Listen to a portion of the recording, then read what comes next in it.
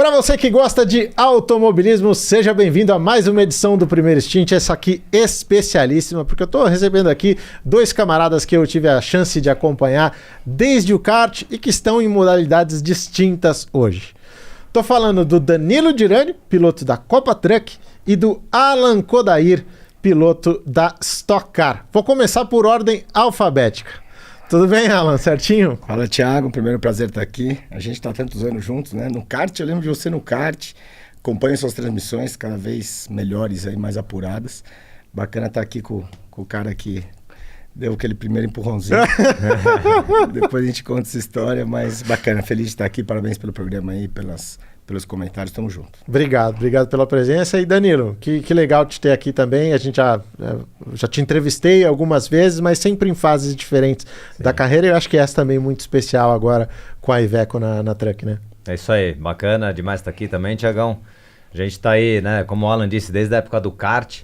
E já tive com você no kart, Fórmula 3. Nossa, acho que em todas as fases da minha carreira aí. Então bacana estar aqui com vocês e conversar um pouco dessa fase atual, né? Você sabe que a seletiva de kart Petrobras que você ganhou lá em 1999, eu tinha 16 anos de idade, estava terminando ali o ensino médio, indo para a faculdade, né? Pensando em faculdade ainda, e eu já queria estagiar no mercado de automobilismo, então eu procurei a empresa de assessoria de imprensa da seletiva, que era coordenada pelo Dinho Leme na época. Sim. E eu participei daquele fim de semana. Foi a minha primeira cobertura jornalística, assim, acompanhando. Então, poxa, foi muito legal. E andei de kart aquele dia, inclusive. Verdade. Mas isso, vamos abafar aqui. Não entre. Ambos temos uma história com ele no primeiro dia de Exato. trabalho, né? E vocês sabem, né, gente? Podcast é onde se lava a roupa suja. E o Alan já trouxe uma história aqui que ele estava me contando nos bastidores. Ele falou, hoje eu vou resolver essa parada. Vou começar a tomar porrada aqui. Como é que você conheceu o Danilo Dirani nas pistas, Alan? Cara, na verdade foi uma alavanca, né? Isso, na hora, lógico, eu fiquei puto, mas foi uma coisa que me motivou. Minha primeira corrida, que não era nem profissional, para eles era uma brincadeira, que são as 24 horas de Tu, foi em 95, se não me engano. Pô, eu nervoso, os caras falaram, corri com o Caio Travalini de Veda City, eu corria de kart indoor, nunca tinha feito uma corrida profissional na vida, me jogaram lá, falaram, mas vai ter os caras do Paulista, do Brasileiro. Eu falei, o quê? Eu sou bom de kart indoor, vamos que vamos, vou dar pau nesses caras. Mal eu sabia, né? Uhum. E daí, pô, no meio da madrugada ali e tal, não sei o que, vinham os carinha abaixados assim, né, com aqueles capacetes eu lembro dele e do Carrapa, os dois me deram um empurrãozinho. E daí, tipo, pô, querendo brigar, e os caras eram mais rápidos que eu, o kart também, né, eles estavam mais acostumados. E, pum, deu uma porrada, deu duas, passou e ainda fez assim, ó. E era baixinho. E era pequeno. Olha. E era pequenininho. Eu falei, quem que é esse cara? Deve ser um daqueles malucos. Eu perguntei e depois de alguns meses eu fui fazer minha primeira corrida oficial. E ele, eu acho que era 95, 6, era que era Júnior.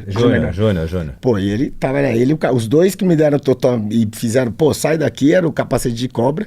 Uhum. Que era o Carrapa e ele, eu falei, pô, pelo menos foi dos caras bons. Agora o que eu preciso fazer pra reverter essa situação? Cara. Folgado, cheio de passado. Pô, que moleque folgado. Você lembra disso? Não lembro. Lógico. Quem bate esquece, não, quem apanha não esquece. Ainda bem que ele tá calminho comigo hoje aqui. Poxa, e no fim das contas vocês dois tiveram carreira de Fórmula também, né? Você, Fórmula Renault, começou no Brasil, já com o primeiro ano muito bom, né? Terceiro lugar. Foi louco, eu parei de correr um ano, né? 2001 parei, faculdade, trabalho com meu pai.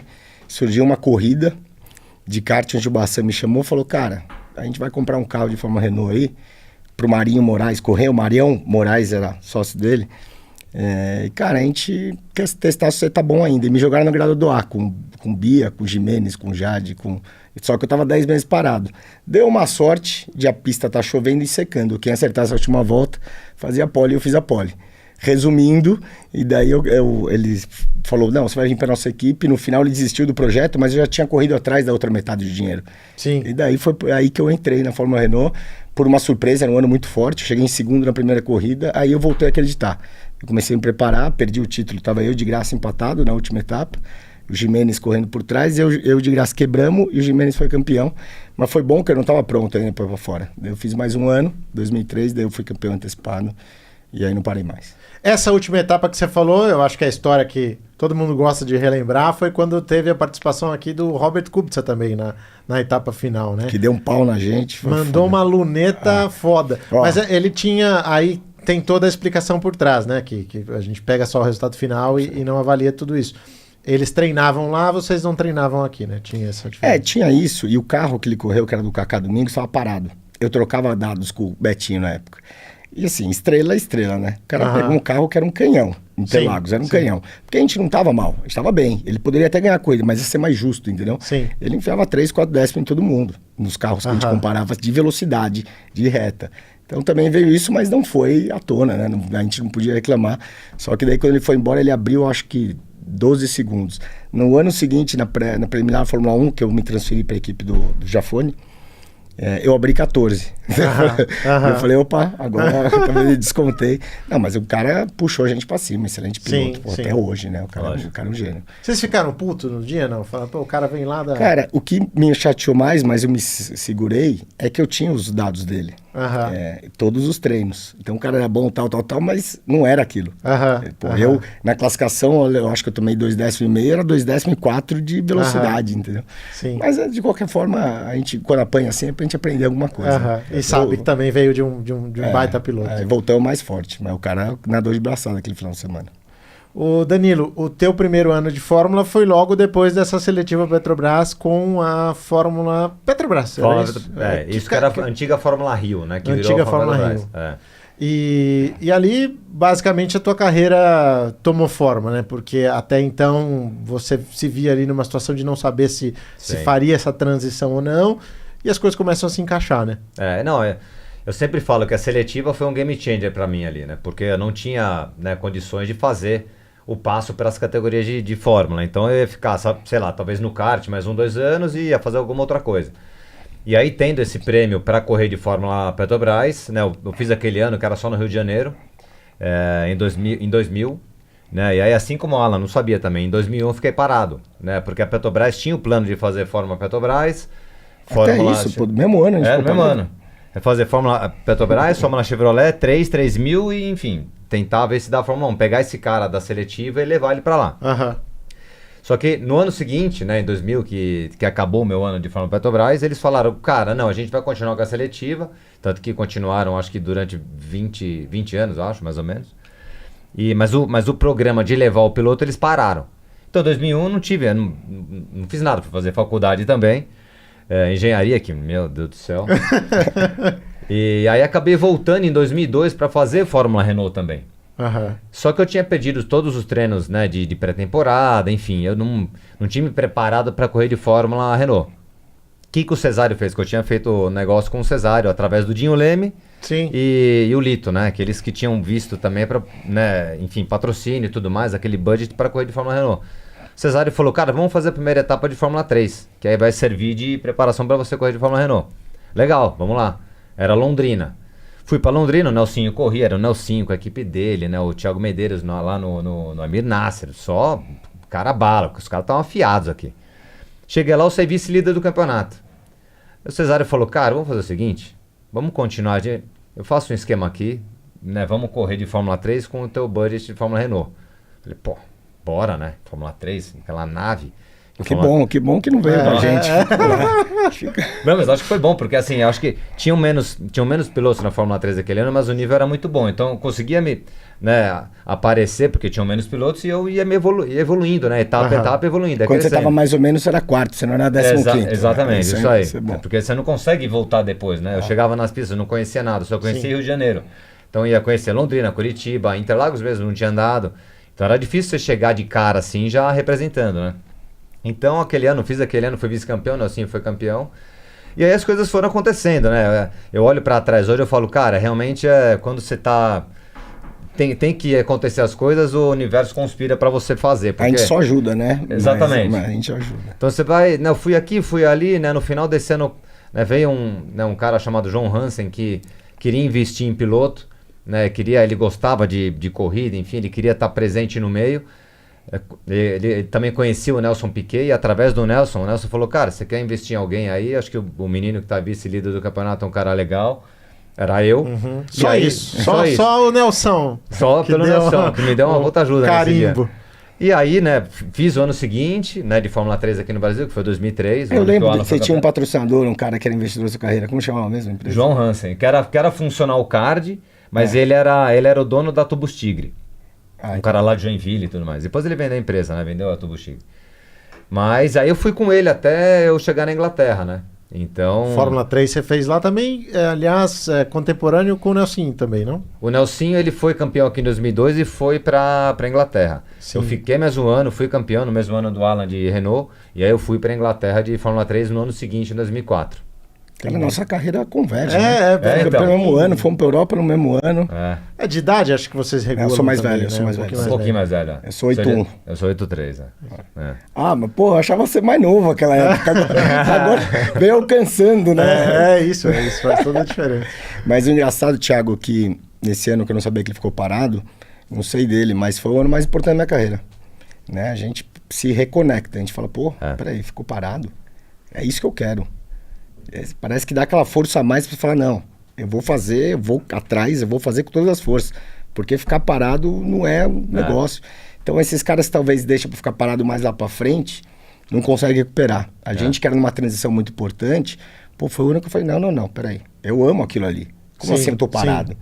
Então, pô, com certeza, assim, a resiliência que veio ano após ano após, que eu voltei, eu lembrava desse ano de 2001. Exatamente. Eu falava, não. Então, sabe, porque a gente pensa em desistir em alguns momentos, né? É um esporte sacrificante em todos os sentidos. Financeiro principalmente. Sim. Mas eu voltava no 2001. Voltava a cada dia, ela falava, não, vamos acontecer. Então foi um ano, pra mim, foi o ano gatilho. Sim. Ô Alan, bom, acho que o teu topo no automobilismo internacional de Fórmula foi a 1GP, né? Só que não foi representando o Brasil, poxa vida. Conta essa história aí pra nós. Pensei que você não lembrar disso. Cara, eu botei na minha cabeça que ia correr tudo que aparecesse. Teve um ano que eu fiz 4 categorias. Eu acordava no hotel, eu ia no quarto errado. Porque eu corri internacional, não foi do ano da 1GP. E a 1GP, quando veio, assim, veio o Paiva, que pegava aqui brasileiro. Fernando Paiva, trabalhou com o Emerson. E eu tava parado de Fórmula. Eu já tava na Stock Car há 2 anos. Falei, Fórmula chega. E me apareceu, o cara entrou no meu box, do Irineu Bottiger, abriu a porta, o Irineuzão, alemãozão, que esse cara... Eu tô precisando de você, japonês. Eu nem conhecia ele. Japonês não, porque ele é doidão, gente boa. Libanês agora. Você é descendente, né? Teu pai, eu falei, meu vô. Mas tem passaporte? Seu pai, não. Mas do mesmo jeito. Estão precisando de um piloto lá que acelera e você não tem opção, você vai comigo. Eu falei, pô, que carro que é? Como que é? Que negócio... Me levaram pra fazer um teste de Fórmula Renault na Inglaterra, em Silverstone, chovendo. Pra ver se eu ia ser contratado. Pô, mas foi do caralho, mas, cara, cheguei na primeira corrida na África do Sul, circuito de rua, que vinha areia. Durban, não era? Durban. Pô, com uma curva lá que vinha areia, que tinha que fazer cravada. Eu tava sem preparo físico pro Fórmula, porque demanda mais. Cara, foi um desafio absurdo. Eu fiz 3 corridas, fui pra China. Só que compraram uma passagem errada, eu cheguei na quinta-feira na China e fui embora domingo. Foi uma vez que minha cabeça ficou mais... Bate e volta na China. Foi uma experiência legal, e daí vinham os libaneses falar comigo, né? Pô, eu não sabia falar língua. Eu falei, pô, como assim? Você representa nosso país. Piloto do Líbano. Mas foi interessante. Uma história muito, muito bacana, rápida que eu contar. Quando eu cheguei em Durban, eu era piloto novo. Quem que é esse piloto que vem e tal, não sei o quê. E eu tava com o fuso horário meio zoado, e eu tomei um remedinho ali pra dar uma acalmada. De cueca, samba canção, com os desenhos do Bob Esponja, descabelado. E eu fui botar a comida pra fora, bateu a porta, eu de cueca, aquelas sem camiseta, eu fiquei pra fora. Céu. Na China? Não, em Durban. A primeira corrida. Menos mal. Foi estreia. Menos chocante. Foi estreia. Cara, eu falei, agora? Mas eu já tava meio zureta, eu falei, descer lá, pegar uma chave. Só que tava tendo o evento de gala do ano. Que entre a recepção e o elevador, estavam passando todos os chefes de equipe. Eu saí de cueca, os caras de smoke, os caras não sei o quê. Os caras olhavam assim pra mim, eu cumprimentava, peguei minha chave e voltei. Primeira vez que eu piso no autódromo, eu já era conhecido por todas as equipes. Quem que é esse? É aquele lá. Porque também não vão entender como que o cara desceu de cueca, né? Não vai saber que eu bati a porta. Cara, e foi assim, foi minha apresentação. Então já chegou... a cultura libanesa, a gente... Equipe descolada. Equipe inglesa, né? Que era cara. Putz, cara. Sensacional. Cara, e aí você fez essa temporada, você fez essas provas...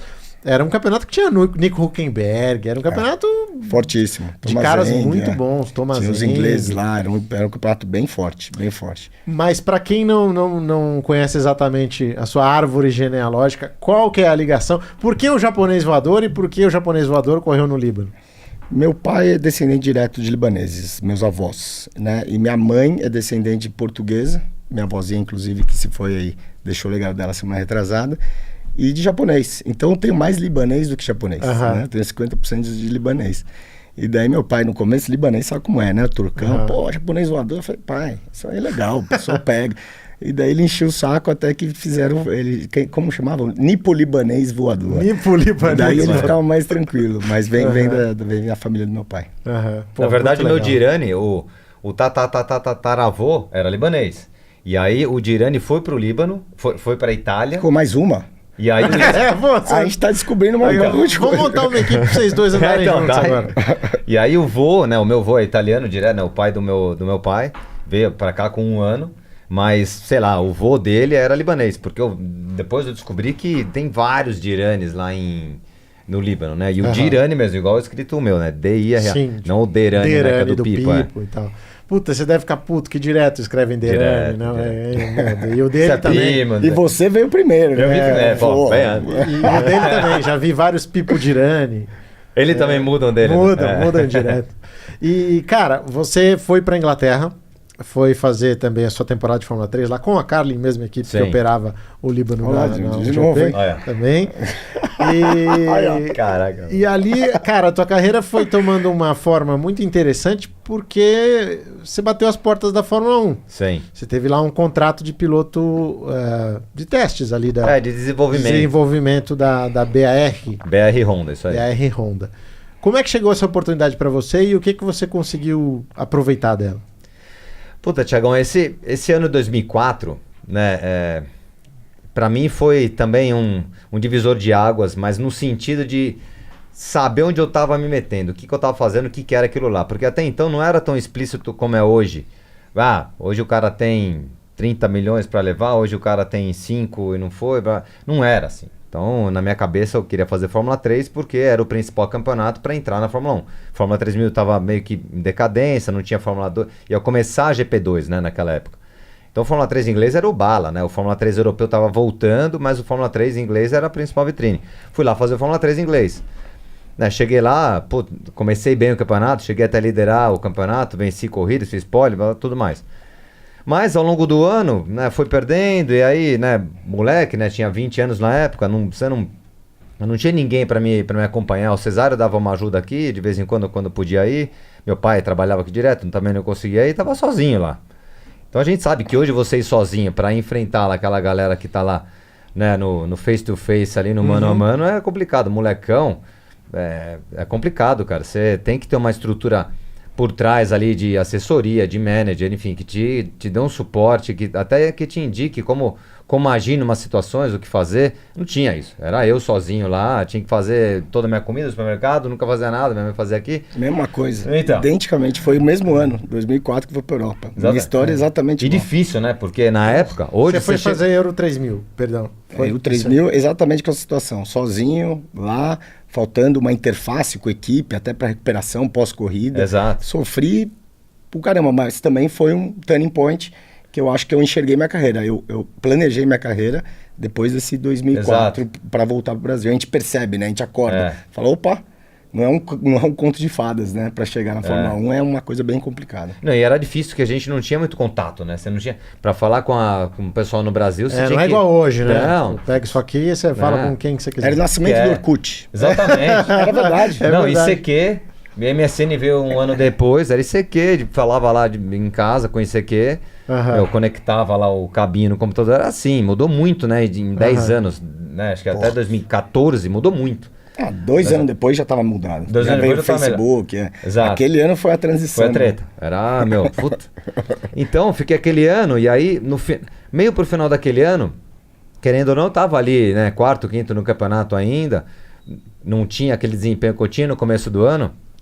Enfim, mas aí eu tive, né, o contato através, né, da equipe do pessoal da BR, então era eu, o Premar, Cara, o Rosberg participou, o Hamilton participou, mesmo ele sendo Mercedes, McLaren, ele participou também.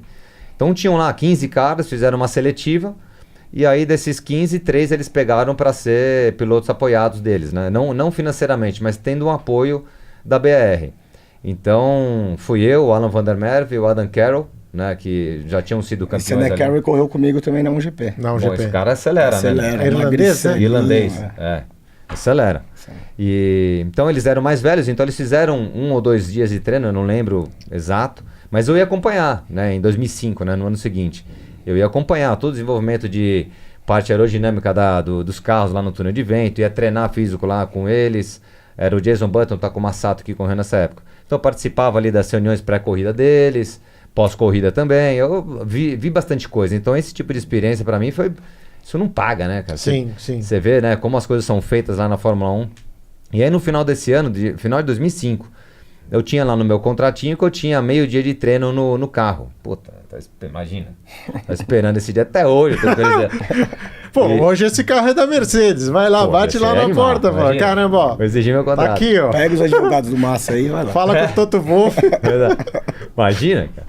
E aí acabou que a Honda comprou a parte que era da BAT, que era British American Tobacco, né? Então na época era BR Honda, e a Honda comprou a parte que era deles, né? Então assim, e a Honda nunca teve um piloto apoiado, a não ser o Takuma Sato, que é coisa lá deles, mas você não vê um piloto Honda. Não vê. Você vê piloto Mercedes, enfim, Red Bull tem de monte, Ferrari tem de monte. Honda não tem. Então eles acabaram com o programa, né? Então isso foi um pecado ali, porque eu não consegui, fazer o treino, né? E 2, não dar sequência também por ter aquele apoio por trás, né? Então, mas você vê, né? Como eu disse antes, né? As coisas foram acontecendo sem muito, apareceu aqui, vamos lá, você tem que aproveitar a oportunidade que aparece. Que no final não foi uma perda, né? Exatamente. A nossa carreira era para tomar outros rumos. Exatamente. Esse ano também de 2004 eu sofri muito.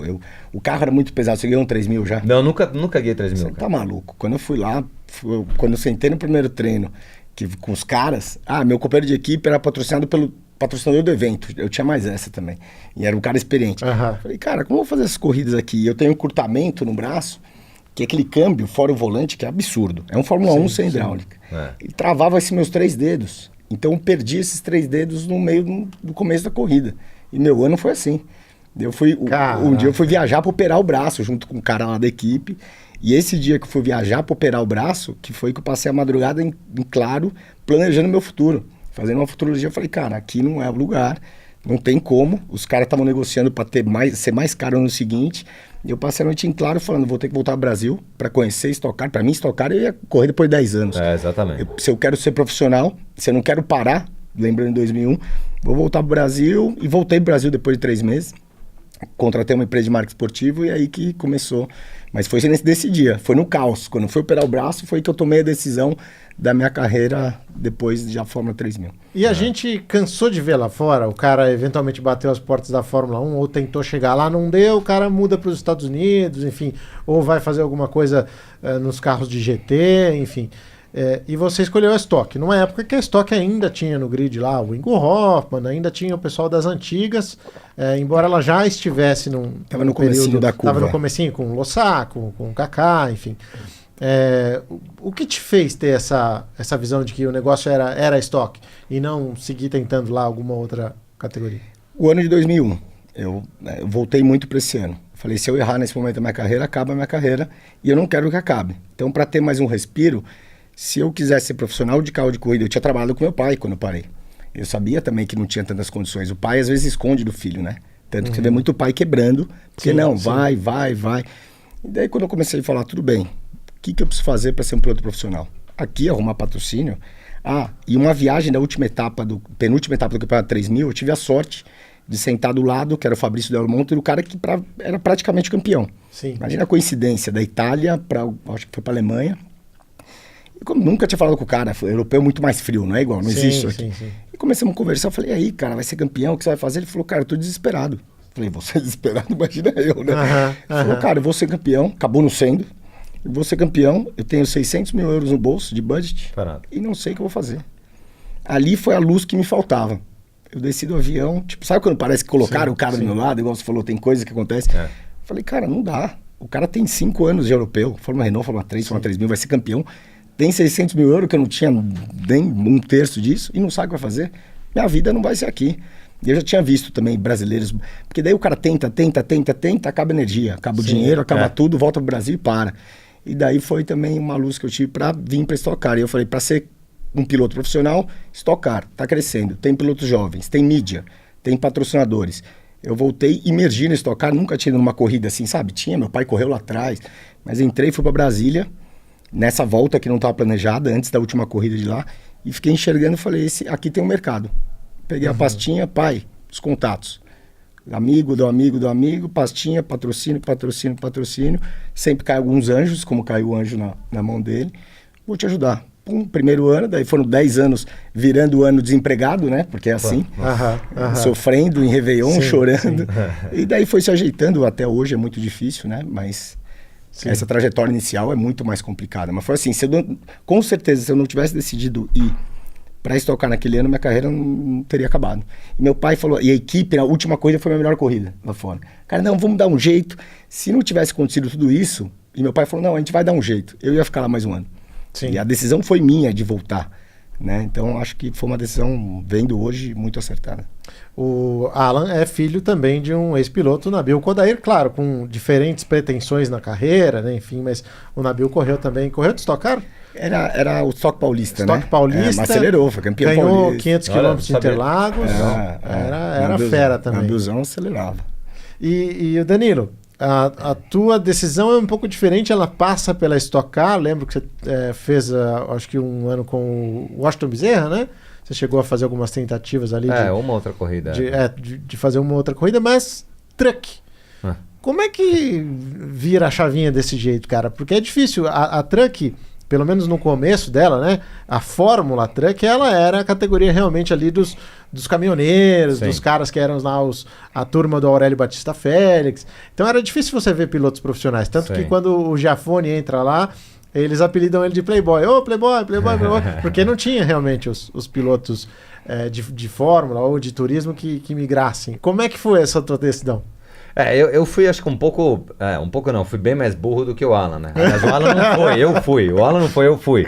Eu não tive vou voltar ao Brasil fazer, não. Eu voltei pro Brasil depois de 2006, que eu fiz a Atlantic nos Estados Unidos, que era a categoria de acesso para Champ Car na época. Fui bem, fui lá, fui quinto no campeonato, com literalmente um quarto do budget do que era a temporada lá. Legal, se é quarto, quinto no campeonato, né, nessas condições é legal, mas e aí? O cara vai olhar lá, tem 4 na nossa frente, esquece, não vai mudar nada. E tem 20 com muito mais dinheiro que você. Exato. Essa é a triste realidade. Exato, é isso que acontece. Só que eu não tive isso, acabei voltando pro Brasil, né, eu não tive essa enfim, eu ainda queria voltar para correr de carro, correr de Fórmula na Europa. Quando eu voltei pro Brasil em 2007, eu falei, cara, vou me manter aqui, né, atual no kart, né, correndo de shifter. Foi quando eu, né, comecei a correr de shifter também aqui no Brasil, quando parei até hoje. E né, para me manter atual. Bom, se aparecer uma chance ali no World Series, no GP2, eu tô aquecido, né, no ponto de barra. Vamos me ligar, vamos lembrar. Vamos ligar, as ideias, tá vendo? Burro. Você sabia ou não? Você era um pouco mais novo, 2 anos. Pode ser. Não sei, mas acho que pode ser. E aí, no final desse ano, teve a seletiva da Petrobras. Sim. No final de 2007. E aí, fui lá, né? O pessoal sempre me chamava, o Menique, o Binho sempre me chamava para acompanhar lá a seletiva. E aí, chegando lá, né? Tava na carreta, acho que foi Curitiba isso, né? Ali no Raceland de Curitiba. E aí, eu tava nessa final também. E aí tava o Aurélio lá na carreta, né? A carreta da Petrobras era do Aurélio. E aí, foi o primeiro contato que eu tive com o Aurélio, foi ali. E aí, né, o Menique me apresentou e falou, cara, é o seguinte, preciso renovar minha categoria e você vai correr no meu caminhão Iveco. Eu falei, putz. Que beleza, hein? Caramba, eu tô querendo correr de World Series, de Fórmula 1. Falei, que história é essa de correr de caminhão? Vai falar não pra Aurélio? E ele, né, ele tinha um carisma, um gênio, né, a presença dele... Falei, pô, legal, ele me chamou, né, lá na conversa, ele falou, semana que vem tem corrida em Brasília, final do campeonato, vai lá. Me dá seus dados aí, né, que eu vou emitir passagem, pegar hotel pra você vai na semana que vem acompanhar a final lá da Fórmula Truck lá em Brasília. Falei, tá bom, pô, conhecendo o cara Hoje, né? sim. Depois eu conheci, né? E vendo quem ele era. Pro cara fazer isso pra mim, falei, cara. Te eleger assim, pegar e falar, é esse cara aqui com desenho. Aí você Cara. percebe os visionários, né? Exatamente. Os caras. Então, os Tem uns caras- caras diferentes. E aí, cara, eu falei, vou lá, vai ver. Não tinha nada pra fazer nessa semana. Foi assim mesmo, né? Eu lembro. Aham. Vou lá ver. Cara, quando eu vi aquele caminhão descendo a reta, eu falei, mas esses caras são tudo louco. Aham. Que isso, né, cara? Aí eu fiquei até com vontade de andar. Falei, meu, eu queria andar nesse negócio louco. Anda demais esse treco aqui, né? Eu achei que não Mas tinha você não aquela sabia visão. que não freava, né? Não sabia, não. Não sabia o que era, só vi aquele caminhão passando e falei, não, que esses caras são xarope. E aí no final daquele ano mesmo, acho que isso era novembro, acho que era o final da seletiva, dezembro eles foram fazer um treino em Guaporé. E aí ele me chamou de novo. Me chamou lá na sede lá em Santos, falou, ó, semana que vem a gente vai treinar em Guaporé com a equipe Mercedes aqui, o Geraldo Piquet e o Cirino. Vambora, vamos lá pra você acompanhar e aí eu vou te pôr num caminhão pra andar lá. Cara, eu andei no caminhão do Cirino. E assim, depois, conhecendo o Cirino, eu fui o único cara que andou no caminhão dele sem ser ele. Aham. Um moleque, imagina, pra andar no Sim, caminhão dele. sim. Hoje eu olho e falo, meu, botar um moleque no meu caminhão, eu fico meio assustado, né? Aham. Um negócio bem diferente. Mas eu andei. E aí, pô, no ano seguinte, ele falou, cara, é que pro ano que vem eu andei legal até pra primeiro contato, eu tinha andado até que legal lá no caminhão dele. E aí ele falou, ó, pro ano que vem eu não consigo, mas eu tô querendo trazer mais, né, ter mais apoio da Iveco, eu quero que pro outro ano, 2009, né, isso, é 2007. Pra 2008 ele já tinha fechado, né, já tava certo, e 2009 ele queria fazer alguma coisa, né, pra eu andar. Falei, tá bom, vamos vendo aí, né. Um ano pra mim naquela época era... Falei, bom, beleza, já, sei lá, vou andar de World Series, sei lá, igual fazer. Só vai aparecer outra coisa, Vai pô. aparecer. World Series tá na sua mente, né? Só que, cara, aí, né, na primeira etapa do ano, que foi em Guaporé, ele faleceu. Foi quando ele teve lá o infarto. E ele faleceu. Eu falei, putz. E agora? E Quem agora? mais ouviu o que ele falou aí? Exatamente, cara. Errou. Só que chegou ao longo do ano, eu fiquei acompanhando a categoria. Eu falei, cara, deixa eu ver o que que é. E eu olhava, cara, fui acompanhar uma corrida, acho que, sei lá, Curitiba também, lotado, autódromo. Aí eu acho que eu começou a meio que cair a ficha. Eu falei, cara, acho que aqui é um lugar bacana. Sim. Se caso não aparecer o World Series ou o GP2, eu falei, cara, acho que aqui eu posso fazer alguma coisa em paralelo, mas eu comecei a, né, Sim. a ter aquele olhar pra categoria. Mas tem uma explicação também porque ele demorou mais. Ele foi um moleque construído com 7 anos, começou? 7, 8 anos, né? O grande nome do kart no Cara, Brasil. quando eu né? entrei no kart, É. tinha até uma admiração de ter tomado todo dele. Os moleques eram uma máquina, cara. Aham. Ele chorava quando perdia a Sim. corrida e eu achava do Isso caralho aquilo. Sim. Entendeu? Porra, então assim, foi difícil ele Moldado pra isso. entender Exatamente. o racional observado, bem de observado. ir para uma categoria para sobreviver. É, A cabeça dele é o seguinte, não, eu fui construído para ir para Fórmula 1. Né? Então, por isso, não é que você não foi burro, não, tá? Não, mas é isso mesmo, entendeu? exato. Mas é verdade. verdade. É verdade. O cara é tão inteligente que ele faz ele. Mas é verdade, os caras falam o quê, meu? O moleque só pensava, o moleque, eu olhava pra eles, ele, Nicastro, Sim. tinha um gama, um brinquinho, principalmente os moleques que era O próprio júnior, Carrapa. Carrapa, não, Carrapa, era né? ele, o Carrapa era os da Júnior, Ford, É. os moleques tinham sangue no olho, cara. Sim. Eu olhava e falava, porra, eu vim aqui, tô muito longe desses moleques. Sim. Se eu quiser virar um dia piloto profissional, eu tenho que remar muito. Sim. Então, pô, foi difícil foi realmente exatamente. ele querer abandonar esse negócio. Ainda mais no extremos, né? Eu fui pro estoque, você era caminhão ou World Series, né? Então você teve que, na verdade, tomar alguns tombos, né? Pra chegar e falar, não, então eu quero ser piloto profissional antes de ser piloto da Fórmula 1. É, né? exatamente. Tem que perceber, senão você para.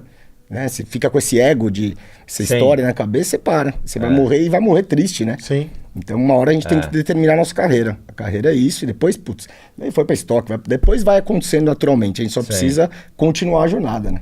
Mas é isso, né? As pessoas me perguntam, pô, mas você teve algum processo? Cara, na época eu lembro. Eu fiquei mal, sabe? De não. sim. Pô, né? Fiz todo esse caminho, né? Desde a primeira lembrança que eu tenho, já tava andando num kartinho.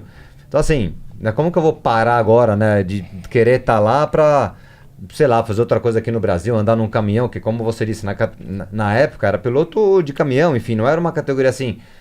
Era profissional. Mas Sim, não, não chegava pra gente que era profissional, então... Era tipo Stock Car ainda era, quando eu cheguei Sim. já tava mais avançada. A Truck demorou mais pra ter essa transição de chegada de pessoas Exatamente. jovens. Então, falei, bom, vamos lá, né? Já que eu quero, é o que eu quero ser, é o que eu quero fazer da vida, quero ser profissional de corrida, então vamos ter que partir para esse lado.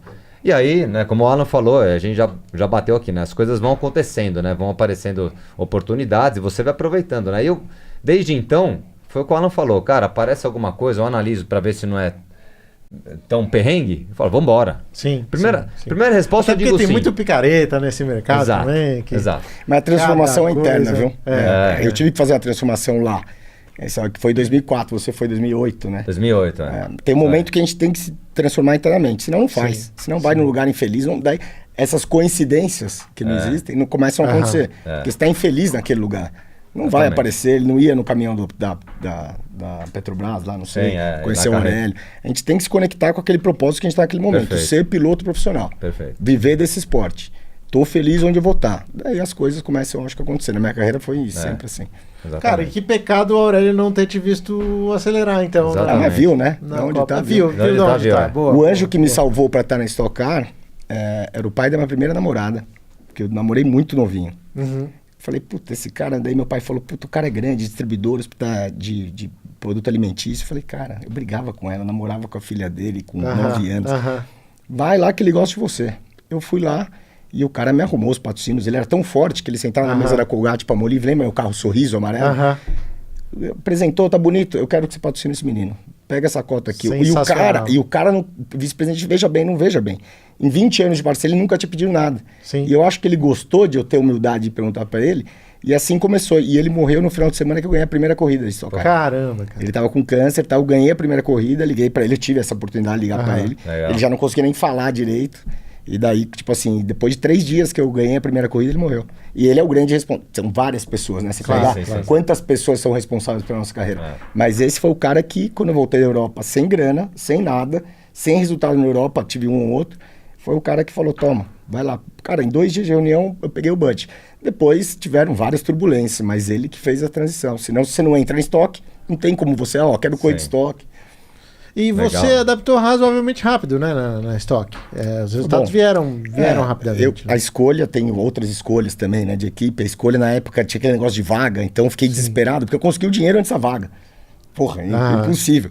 Então, cadê vai ter a vaga? Eu fui lá, peguei uma equipe que não estava indo bem, que era do Feldman, que era do antiga, que tinha o Betinho, o Seik, o RS Competições.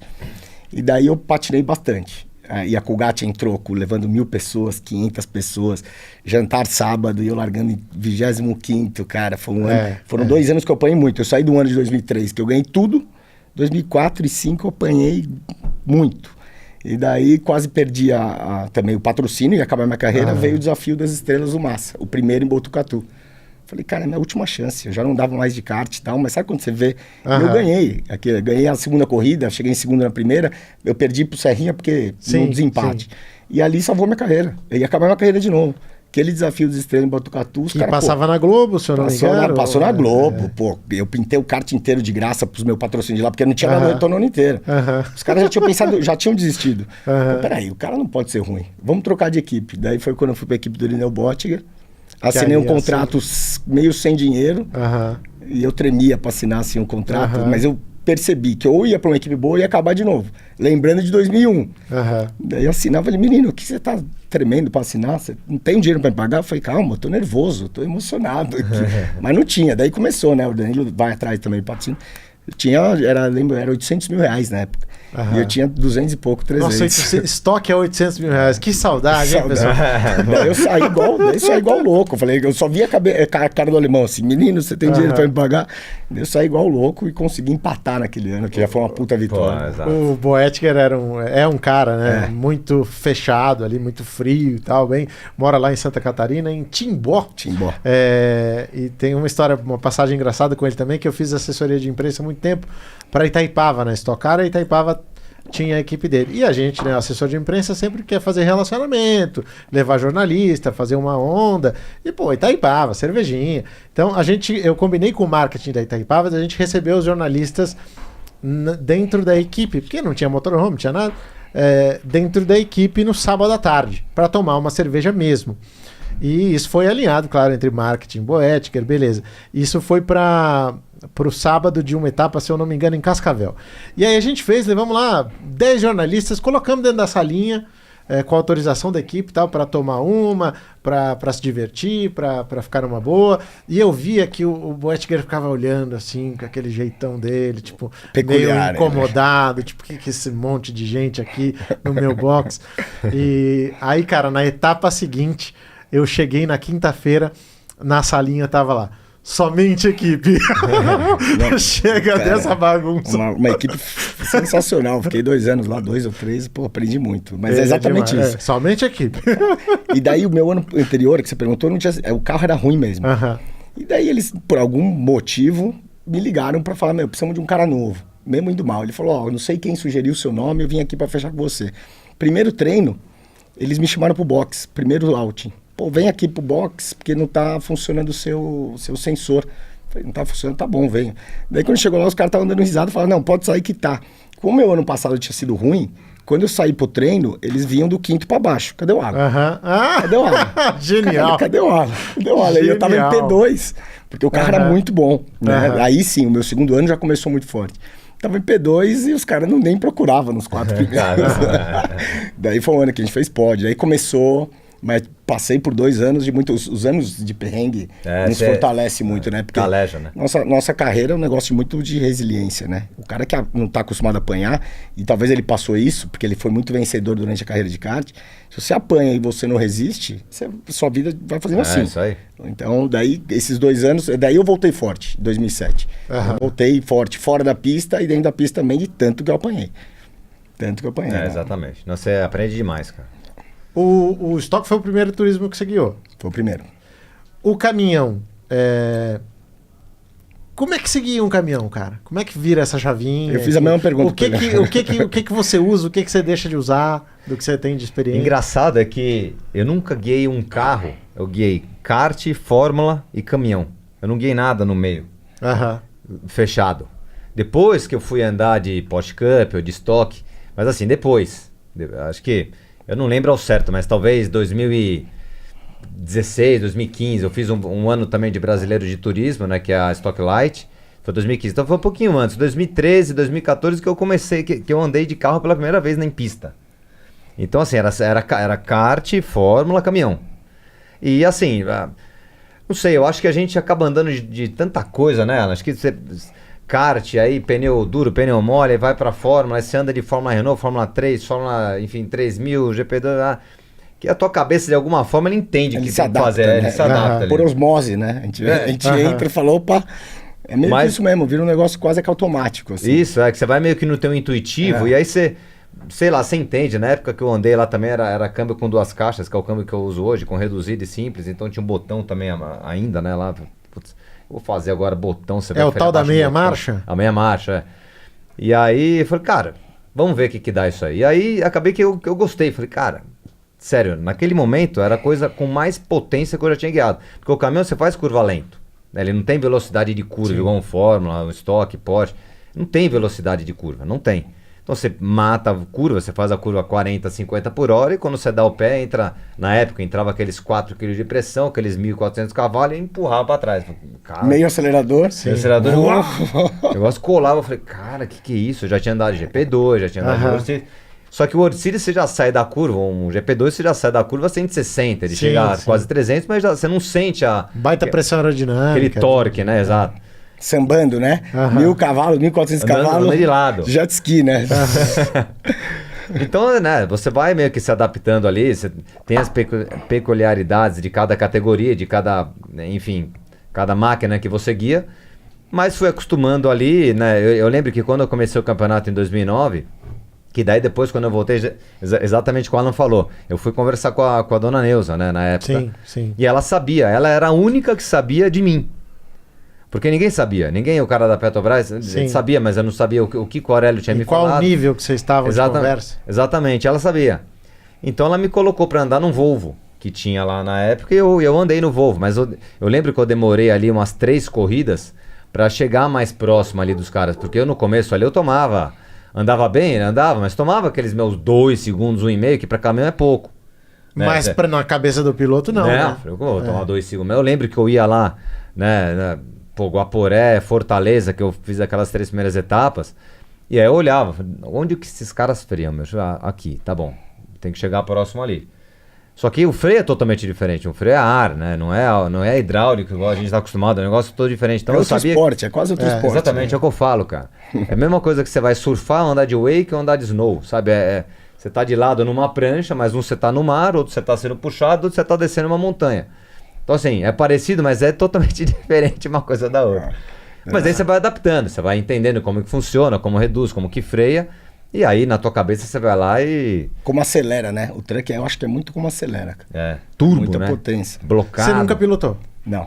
Tá aí, tive um convite, já tive um convite. Faz um intercâmbio aí. Mas logicamente que eu tenho vontade, é uma outra categoria exponencial no Brasil, né? Você pega hoje Stock Car e Truck, passou alguns momentos, mas pô, você pega essas categorias, dá inveja a várias categorias no mundo. Certeza. Né? Certeza. Então, pô, que bom que o Brasil chegou nesse patamar. O esporte brasileiro que já foi o segundo, o terceiro, o automobilismo, hoje volta a ser o primeiro. O futebol não está em alta, né? Assim como está o automobilismo. Então, você, pô, truck explodindo, Stock Car explodindo. São duas categorias que, pô, a gente nunca foi reconhecido fora da pista. Por causa a gente tá de capacete. Hoje você vê que, pô, é muita gente acompanhando. Eles transferiram a paixão da Fórmula 1 um pouco, que a Fórmula 1, lógico que a Fórmula 1 sempre vai ser.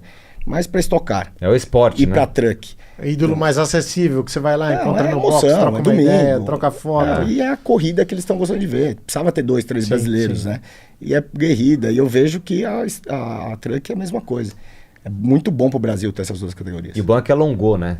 Prolongou aí a carreira do piloto, né? Então eu acho que hoje a gente consegue, né?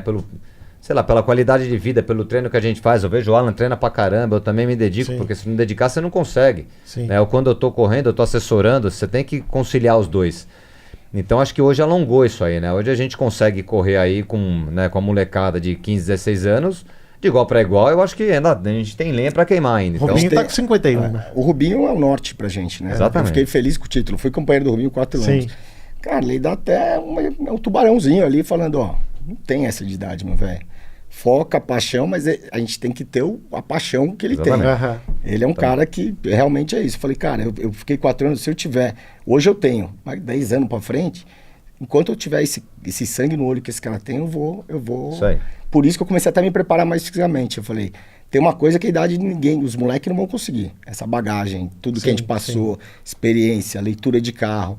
Mas a gente perde um negócio que é muito precioso para eles na teoria, que é esse negócio da juventude. Mas dá pra gente buscar. A experiência você não consegue buscar. Não.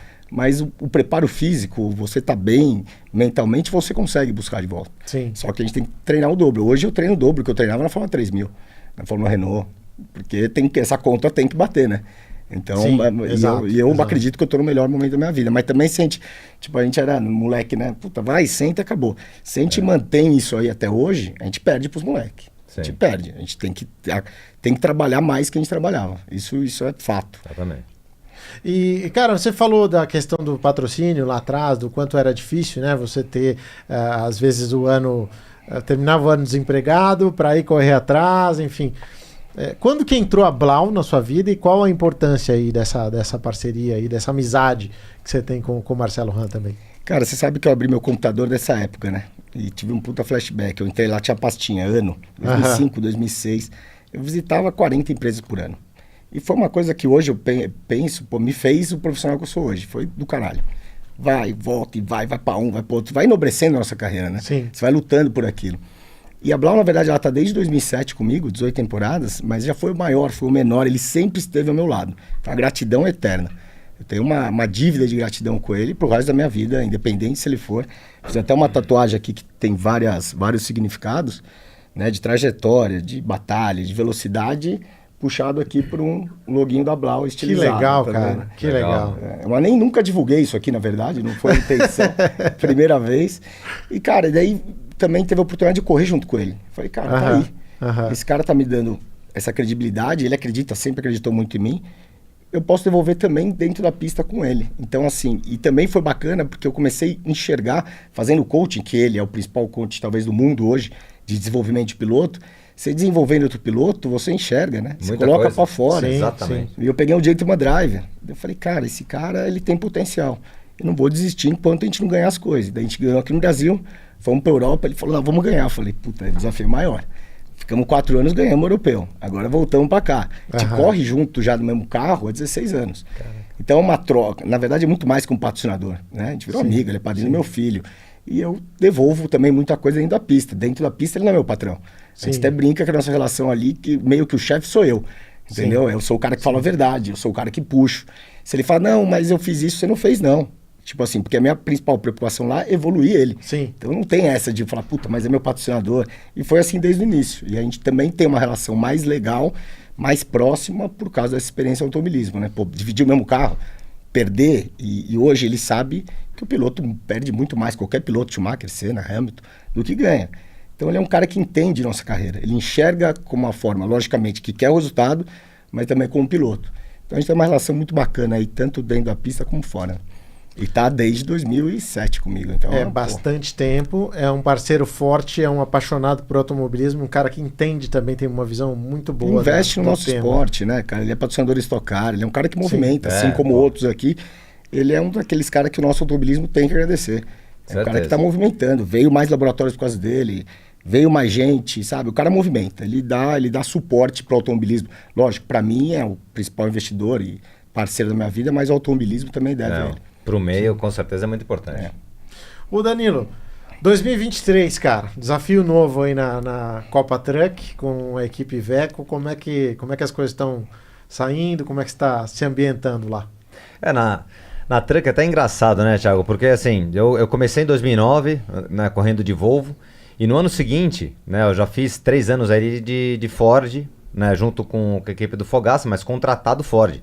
Então foi meu primeiro contrato dentro do automobilismo, né, como sendo um piloto recebendo, né, um salário. Primeira vez. E aí depois... Pô, demorou, hein, velho? Demorou pra cacete, puta. Teimosia isso aí. Né, cabeça dura, né, tem que aprender. E aí, né, dentro da categoria é engraçado porque eu fui e voltei umas 4, 5 vezes. Então eu parei em 2013 quando a Ford saiu da categoria. Eu voltei depois de um ano, né, junto do Roberval, né, com a equipe Corinthians que ele tinha, né, dos caminhões Scanias. Parei, voltei de novo, né? Depois, quando já era Copa Truck, né? Quando transformou para Copa Truck em 2017, junto do Scania dele. Parei de novo, voltei com a equipe que eu tinha montado, né? Com o Pedro Paulo, com caminhões Mercedes. E fiquei até o ano passado com eles, né? Então esse ano apareceu a oportunidade, né? De finalmente, né? Desde a época do Aurélio, quando ele tinha esse namoro com o Iveco, de me colocar lá com eles. Né, de correr com o caminhão Iveco, né, com a equipe, né, ao lado do Cirino. Ao lado do Cirino, olha só. E você acha que o Aurélio não tá vendo tudo isso? Tá vendo. Ele se conectou. Ele vai embora, ele não. Ele até hoje. Você vai embora, ele vai lá e te busca. Ô menino, tá na hora de você ir pra Iveco, menino. Agora vai. É isso mesmo. Cara, eu fui e voltei várias vezes. É isso mesmo. Ele fala, não, você vai andar de caminhão. Vai andar na Iveco. Vai andar de caminhão, menino. É isso. E esse ano, pô, tem sido, né, bastante desafiador, porque é um motor novo. Tá sendo desafiador porque na categoria é tudo liberado. Então, assim, o caminhão Iveco é um caminhão Iveco que você vê na rua, né? É a cabine do Iveco de rua, a longarina que usa na rua, assim como o Mercedes é o caminhão Mercedes, o Volkswagen, o Volvo. Lá é tudo... quase um força livre. É um força livre, exatamente isso. Você pode desenvolver da forma que você quiser, tua eletrônica, tua biela, teu comando, teu cabeçote, você pode fazer tudo o que você quiser. Então é difícil você chegar no primeiro ano e já tá bala, né? Você vê Mercedes aí andando bem, Volkswagen já tendo vários títulos ao longo dos anos. É difícil você chegar no primeiro ano já, né, despontando. Mas a gente evoluiu bem. Eu não consegui andar na primeira etapa do ano. Tava lá, mas por problemas de montagem até do motor novo eu não consegui andar. Então eu tenho uma etapa a menos aí de desenvolvimento do que os outros, né? Mas é assim, fizemos a pole na última etapa, isso deu um ânimo, né, gigantesco para a equipe, para a marca também. E está sendo, né, de novo, desafiador. Acho que a gente está evoluindo passo a passo aí. A próxima etapa só em outubro lá em Tarumã, etapa dupla, rodada dupla. E a final em Interlagos. Mas eu acho que para esse ano o campeonato, nem sei se eu tenho chance na verdade ainda, né? Tive alguns problemas também ao longo do ano de montagem mesmo. Escapou a mangueira em Londrina quando eu era quarto, mangueira d'água. Caminhão todo novo, né? O motor novo ali. Tudo novo, tudo novo. Então é difícil você deixar tudo no esquema, não é chegar e montar, você tem que adaptar muita coisa, né? É muito artesanal a montagem do caminhão de corrida. Então, né, é deixar o melhor preparado para o ano que vem, né? Eu ainda não tenho um contrato para o ano que vem, como a gente falou aqui, a gente acaba virando o ano que eu vou fazer no ano que vem, mas o Aurélio tá cuidando disso. Já tá vendo isso. Eu acho que né, tá na sinergia, né, com o pessoal da Usual, o Djalma ali, né, um super parceiro. Pô, Djalma é espetacular. Nosso parceiro aqui também do canal. Cara sensacional, eu acho que... Apaixonado, outro apaixonado. Outro apaixonado por corrida também, eu acho que né? Ele tá, acho que é 4, 5 anos, né, dentro da categoria, E participando. ele faz muita alegria, né? Porque os presentes que todo mundo mais gosta são as miniaturas, que eu pego sempre. Sim, faz com ele, né? Todo ano, todo ano. Você vê que é o brilho no olhar das crianças, ou até do adulto, porque é o presente que vai dar pro filho. Sim, Os carrinhos dele. Então ele colabora também com o automobilismo. Exatamente. Dentro dos produtos dele. Porque, pô, uma miniatura é acessível, né? Sim, Antigamente as sim. miniaturas, pô, então eu sempre tenho, todo ano, 100 lá em casa. E é um presente que sempre, pô, dá pra criança, a criança adora. Exatamente. Então, um cara super parceiro. Aí eu acho que ele falou, né? Não, eu vou ficar... Quero matar essa minha vontade de correr de carro, de caminhão, durante 4, 5 anos. E pelo que eu vejo, ele não vai querer parar, não vai longe. Sertões e o caramba. Acabou de fazer Sertões, é isso aí. É o cara que se Tá desafia, impossível. né? Isso aí. Eu admiro esses caras do Gentleman Drive que entram nesse negócio, porque é um desafio que eles são bem-sucedidos no negócio deles. Mas esse negócio aqui, eu vi muito cara parar, porque fala, pô, tá louco, eu sou bem-sucedido ali, aqui eu venho pra apanhar, aqui eu venho pra tomar tempo e Não precisaria estar ali, né? Não precisaria. E os caras bons é os caras que desafiam, pô. Tem cara com 50, 60, 70 anos, fala, não, eu vou. Isso mostra o ímpeto do cara de competição, sabe? O Marcelo, quando ele perdia, eu falo, puta, essa corrida, teve um acidente com o Real Master lá em Monza. Eu falo, cara, esse cara, não, vamos. Esse eu brinco que esses caras, o sofá de van lá do terapeuta, do psicólogo, é dentro do carro. Porque eles são caras que precisam estar se desafiando sempre. Até pro negócio dele crescer, ele tem que se desafiar lá. Então, sim, verdade. Ele é Um que ajuda não o vai outro. parar. Ele não vai parar. Porque ele gosta e, tipo, vê uma evolução, ele fala, opa. E o Marcelo é um cara desse, o cara não para, nunca. Ele quer, talvez a gente volte para Europa para correr lá. Daqui a um tempo. Paramos no meio da pandemia, ele quer ser campeão de novo lá. Em um outro campeonato. Falou, e agora? E Estados Unidos? Ele quer conquistar os continentes. 3 países e um território à sua escolha. Tá jogando bola, né? E você, equipe nova. Esse ano, com o Matheus, você já trabalhou com muita gente boa aí. Thiago Meneghel, Boética, que você citou, o próprio Maurício Ferreira. E agora na equipe do Rodolfo Matheus, mas dentro de uma estrutura aí que também troca informações com o próprio Matheus, o Andrés Matheus, e com o Vogel também. Então, como é que tá essa estrutura esse ano e como é que você vê essa parceria aí? Cara, sabe que eu tô num ano bem desafiador, né? Dentro desses 20 e poucos anos aí, a gente vem participando também com a nossa bagagem de uma formação de um time, né? Então eu participo também de negociações, de como faz, como que a gente pode melhorar, como que a gente junta pessoas. Então esse projeto realmente, tipo, eu participei do início até o fim, inclusive de novos engenheiros, a gente tem 6 engenheiros lá. Mas a gente sabe que projeto novo, igual o dele, mais uma vez a gente está andando parecido. Novas pessoas e com grandes propósitos, não vem fácil, né? Tem uma coisa um pouco mais sofrida. Só não pode perder a paz de espírito nesse negócio. Eu venho de um final de semana que a gente liderou um treino e deu tudo errado na corrida, porque quebrou o motor. Fazia tempo que eu não via quebrar o motor, né? Deu uma pressão de óleo, mas era uma estratégia, estava na frente do Rubens. Na estratégia, larguei de trás. Chegou em terceiro. Chegou em terceiro na segunda, então é uma coisa que eu estou absorvendo. Mas assim, o desenho da equipe tá se formando muito bom. A gente tem alguns pênaltis internos ainda lá, até comparado com os outros carros, que a gente está desenvolvendo, não está poupando esforço. Nessa corrida ainda ficou ainda mais evidente. E é uma estrutura assim, passei já por 20 equipes na minha vida, equipes inclusive Calen, equipes nível Fórmula 1. E eles passaram uns anos difíceis, né? A equipe do Rodolfo. E do caos vem essa força. Cara, tá todo mundo muito alinhado, tá muito forte. Veio o Fraga, que é um piloto também excepcional. Então, assim, os desafios estão grandes, mas os benefícios que virão serão maiores, eu tenho certeza. Então, a gente tô muito feliz com todo mundo que está lá, inclusive com a liderança do Rodolfo. O Andréas também, ele fica lá por trás e vai engatar. A gente tá assim, sabe, nesse ano aconteceu tudo. Tipo, quebrou um motor que não quebrava, casa de direção a gente descobriu na terceira etapa que não dava. Pegou fogo. Peguei fogo, a gente testou algumas coisas que desaparecia a velocidade igual agora. Eu liderei o Armap, chegou na classificação, piorou 5 km por hora meu carro. Pô, o que está acontecendo? Então essas coisas, mas eu acredito que quando afunilar e juntar, a gente vai estar muito forte. Eu acredito já que a partir da próxima etapa, porque a gente está forte, mas não realiza, quebra o negócio. Eu fui já terceiro maior pontuador numa corrida, quarto do outro, mas realmente colocar todo o potencial junto, a gente não colocou ainda, mas a gente está em vias dele. Pô, tenho certeza que vai dar muito certo. Alan, Danilo, pô, cara, já? Queria ter mais tempo aqui com vocês, mas eu tenho certeza que a gente pode reagendar muitas e muitas vezes aqui para trazer mais histórias e entender um pouquinho o ponto da carreira de cada um de vocês. Então, Queria agradecer, Alan, Danilo, obrigado aí pela presença aqui no Primeiro Stint. Obrigado, Chagão. Eu que agradeço, tô sempre à disposição e tamo junto aí para falar de coisa boa que a gente gosta, que é corrida, né? Então, pode contar que tô sempre dentro aí. Valeu, Alan, pela troca aí também, cara. Valeu, mano. Calma obrigado. que vai voltar, hein? Aquele empurrãozinho não tive oportunidade. Obrigado a vocês também. Acabamos hoje por um acidente estar aqui nós dois juntos, que eu acho que foi legal pra caramba. Sim, né? foi super legal. E É a primeira vez que a gente tem 2 convidados. É bacana, legal. E tinha muitas conexões que nem você Sim, sabia. né? Mas valeu aí, parabéns pelo seu trabalho, primeiramente. Outro apaixonado. Obrigado mesmo. Apaixonado realmente, você vê nas suas transmissões que ali é conhecimento com paixão. Estou muito feliz de estar aqui nesse momento e sigo aberto a novos convites aqui para a gente contar outras histórias mais para frente. Valeu. É isso, e eu agradeço a receptividade Valeu, de vocês Danilão. que Tamo junto aí, viu? ajuda muito nesse trabalho. Se vocês gostaram aí, deixe o seu like. Se você quiser participar, quer comentar alguma coisa aqui também, participe, principalmente inscreva-se no canal, porque isso ajuda a gente a atingir um público cada vez maior de apaixonados por velocidade. Tá bom? Da minha parte, um grande abraço e até a próxima. Tchau! Valeu.